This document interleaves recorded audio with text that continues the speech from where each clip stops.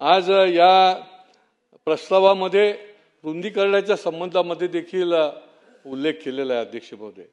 आम्ही रुंदीकरण करतो, मग रस्त्याचं, निरनिराळ्या योजनांचं, परंतु जे बाधित झालेले आहेत आमच्या ठाण्यामध्ये तर जे बाधित झालेले आहेत ते अक्षरशः ते अर्ज घेऊन पुढाऱ्यांकडे फिरतात, महापालिकेमध्ये जातात, निरनिराळ्या अधिकाऱ्यांकडे जातात, पण त्यांचं पुनर्वसन झालेलं नसतं। आपल्याला 10-10 वर्ष त्या लोकांना थांबायला लागतं। त्याची पुढची पिढी येते की माझं या ठिकाणी घर गेलं, माझ्या या ठिकाणी दुकान गेलं, पण त्याचं पुनर्वसन झालेलं नसतं आणि त्याच्यामुळे त्याची श्वेतपत्रिका काढण्याची गरज आहे ठाण्यासारख्या ठिकाणी।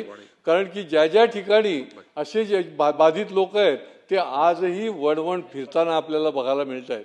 निरनिराळ्या योजना आणल्या आपण, रेंटल हाऊसिंग असेल, त्या ठिकाणी MMRच्या माध्यमातून घरं देण्याचा योजना असेल, पण जाऊन बघा त्या ठिकाणी टोलेजंग इमारती उभ्या केल्या, त्याच्या ठिकाणी लिफ्टची काय अवस्था आहे, कशा पद्धतीने गळती लागलेली आहे, 12-12 माळे लोकांना चालत जायला लागतं।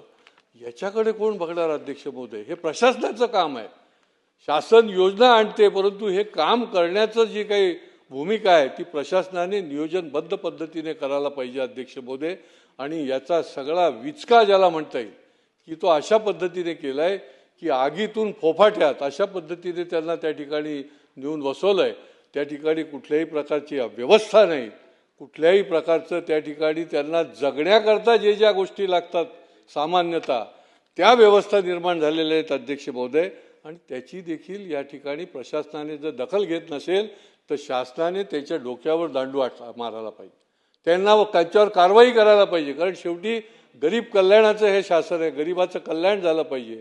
जो म्हणून बाधित आहे, जो म्हणून वंचित आहे, जो म्हणून पीडित आहे, त्याला न्याय देण्यासाठी शासन बसलेलं आहे।